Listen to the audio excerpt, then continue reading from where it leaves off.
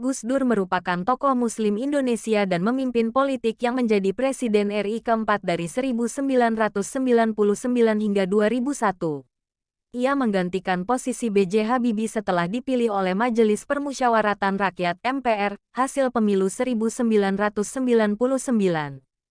Selama hidup, sosok Gus Dur terkenal sebagai kiai nyentrik. Ia sangat fenomenal di kalangan santri dan sosok humoris yang selalu mengundang tawa. Berikut fakta unik Gus Dur yang tak banyak diketahui publik. Tapi sebelumnya kami memohon kepada sobat sekalian yang cinta sama Gus Dur untuk bantu kami dengan pencet dulu tombol subscribe.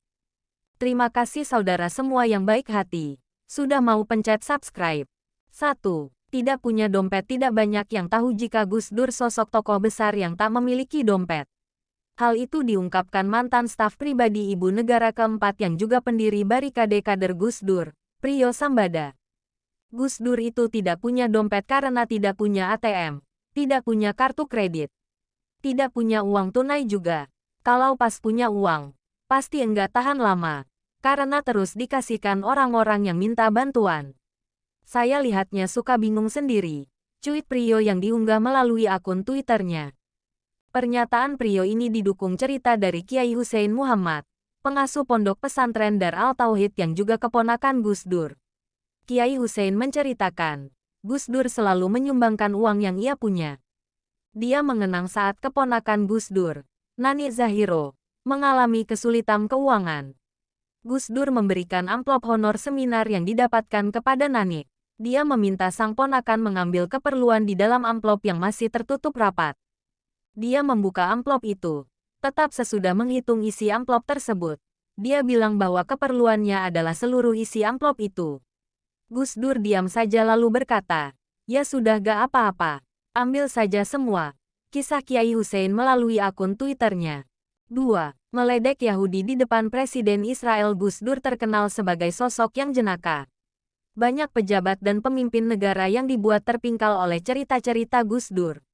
Seperti Presiden ke-9 Israel, Shimon Peres. Dia pernah menyarankan kepada Shimon agar Israel melakukan kebijakan impor kutang dari negara Perancis, karena bisa menghasilkan keuntungan 2 kali lipat. Bingung dengan saran Gus Dur, Shimon bertanya tentang bagaimana caranya.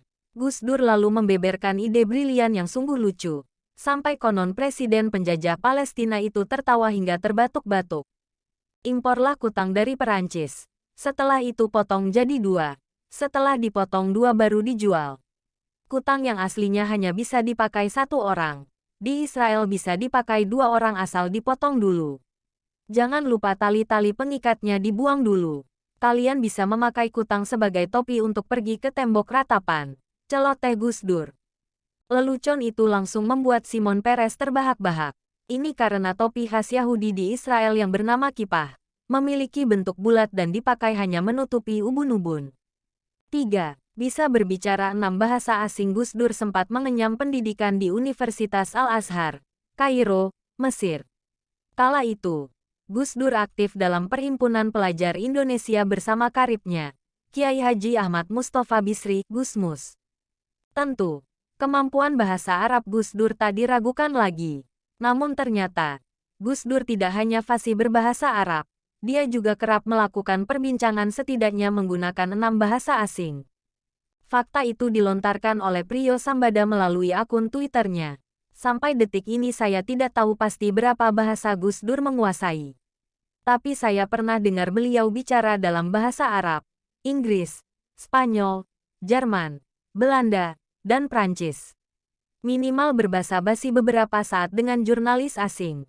Kalau bahasa Arab dan Inggris sih jelas sangat fasih, kata Priyo. 4. Asal pilih fakultas. Ada kisah unik saat Gus Dur hendak kuliah di Universitas Al-Azhar. Waktu itu, Gus Dur sudah tiba duluan di Kairo.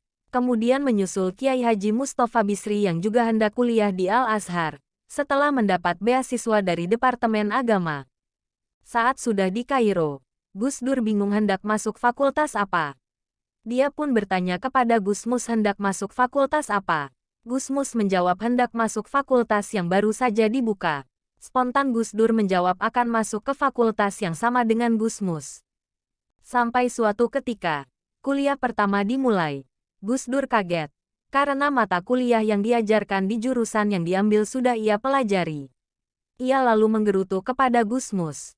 Kata Gus Dur, buang-buang waktu saja kuliah di jurusan yang mata kuliahnya semua sudah dipelajari di pesantren. Gus Dur pun akhirnya memutuskan keluar dan tak pernah kuliah lagi. Menurut Gusmus, Gus Dur lebih banyak nonton film dan berkunjung ke perpustakaan ketimbang kuliah.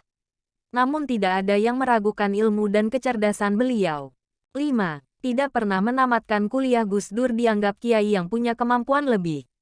Bicara agama, ia pintar. Bicara demokrasi dan politik, tak perlu ditanya lagi.